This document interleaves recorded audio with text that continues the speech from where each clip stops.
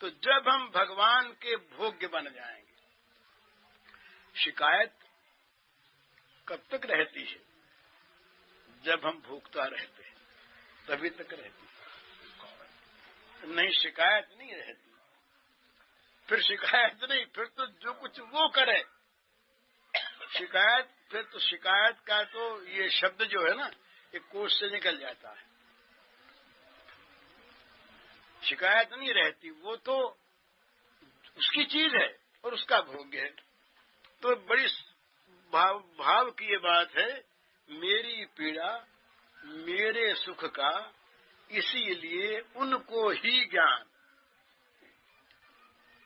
उनको ज्ञान कभी होता सो नहीं है कि नहीं। इस शरीर में हमारा आत्मभाव है। अब पैर अगर हमारा आत्मभाव का ही एक स्वरूप है तो कांटा गड़ेगा यह है यहाँ, और ब्रेन सोचेगा कांटा गड़ा, और संताप होगा हृदय में, क्योंकि हमारा है और हमारा भोग्य है। तो जब कोई भक्त, प्रेमी, प्रेमिका कुछ भी कहें उसको, इन नाम वाम को लेकर के लड़ने झगड़ने की आवश्यकता नहीं। सखी हो चाहे सखा हो, असल में चीज है अर्पण की। अपने आप को अर्पण कर दे, और वो अर्पण केवल शब्द का न हो, अर्पण यथार्थ हो। अर्पण की कसौटी यह है कि हमारा दुख, हमारी पीड़ा, हमारा सुख उनको होने लगे। ये अर्पण की कसौटी उनको होने लगे। फिर वो शायद विनय पत्रिका में आया है, लक्ष्मण जी ने कहा कि घाव तो हमारे है और पीड़ा उनको हो रही, राम को पीड़ा हो रही, घाव हमारे। तो क्या चीज है? वो जो लक्ष्मण है वो राम के समर्पित है। लक्ष्मण अलग नहीं है, अलग नहीं, लक्ष्मण राम के समर्पित। इसी प्रकार जिसका जीवन भगवान के यथार्थतया समर्पित है, उसके जीवन में न सुख रहेगा न दुख रहेगा।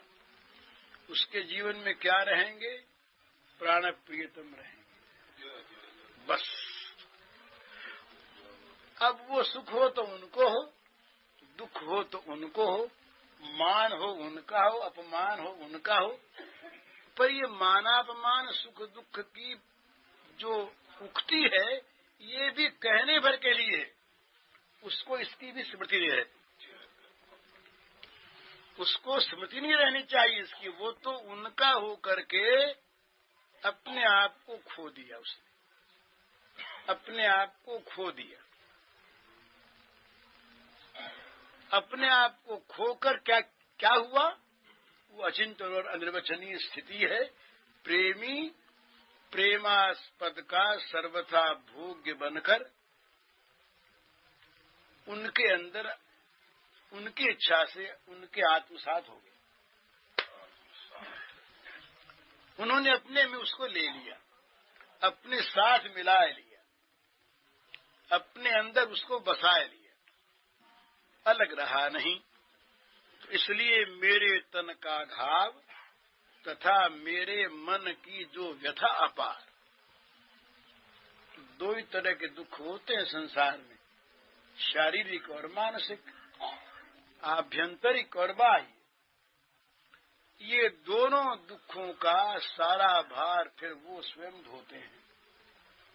करें अपना, उनको जो अच्छा लगे सो करें। उनको घाव सहना हो घाव सहें, उनको आराम से रहना हो आराम से रहें। अब आराम और आराम का न होना, इसको पता नहीं, उसको पता। तो ये हम लोग जो है ना, ऊंचे प्रेम की चर्चा जब करते हैं, उसके पहले हमें जगत को भूल जाना चाहिए। इस जगत की चीजों को सामने रखकर,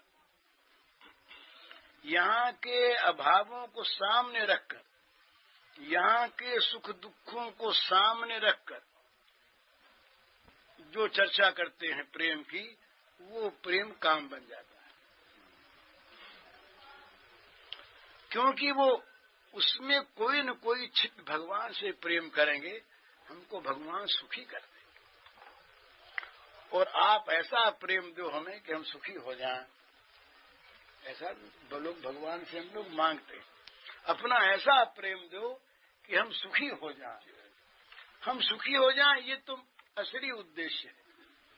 और प्रेम न दे करके कुछ और दे के सुखी कर दे हमको, तो हमें उसमें आपत्ति नहीं है।